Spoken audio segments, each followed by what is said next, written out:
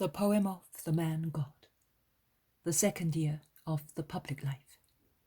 Chapter 153. Jesus speaks to his disciples of Women's Apostolate. 3rd of May, 1945. "What is the matter with you, Peter? You look discontented," asks Jesus, who is walking along a country path under almond trees in blossom, which announce to men that the worst season is over. "I'm thinking, Master." "You are thinking, I know, but you do not seem to be thinking of happy things." "As you know everything about us, you already know my thoughts." "Yes, I do. Also, God the Father knows the needs of men. But he wants in man the intimacy that he discloses his needs and asks for help. I can tell you that you are wrong in being vexed." "So, my wife is not less dear to you?" "Of course not, Peter. Why should she? There are many dwelling places of my Father in heaven, and many are the tasks of men on the earth, and they are all blessed, provided they are fulfilled in a holy manner.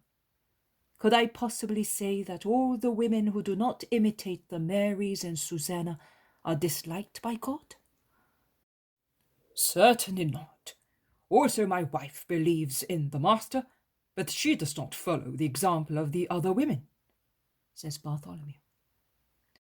"Neither does my wife nor my daughters.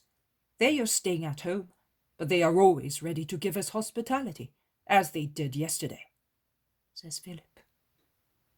"I think my mother will do the same. She cannot leave everything. She's all by herself," says the Iscariot. "It is true. I was sad because I thought mine was so little. Oh, I cannot explain." "Do not criticize her, Peter. She's an honest woman," says Jesus. "She's very shy. Her mother had them all under her thumb, both her daughter and her daughters-in-law," says Andrew. "But she should have changed in all the years she has been with me." "Oh, brother, you are not all that sweet-tempered yourself, you know. If a person is shy, you are like a poke in his wheel.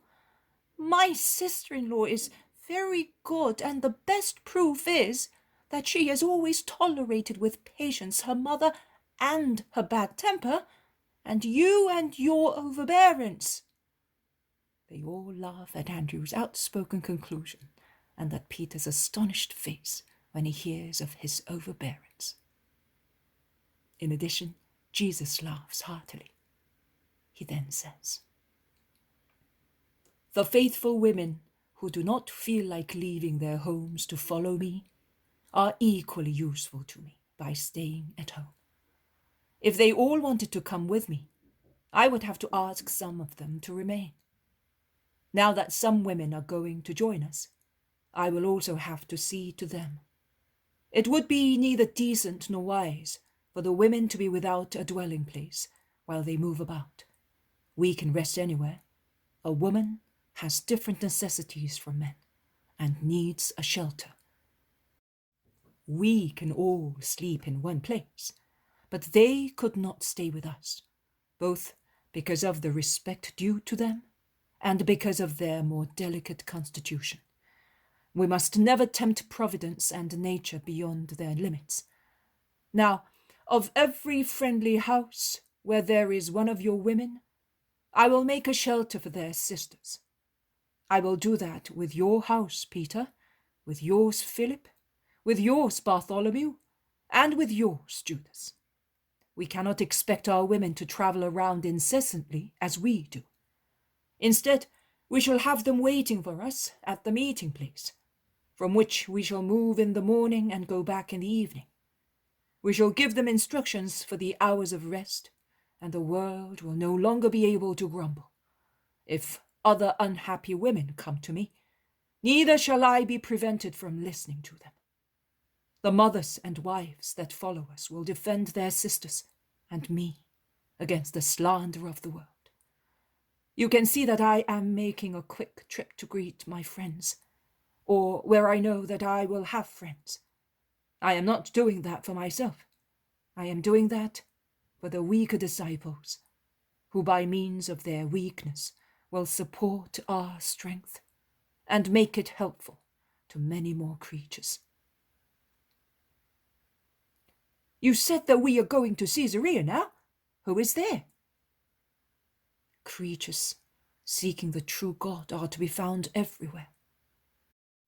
Springtime is already announced by the pinkish-white almond blossoms. The cold days are over.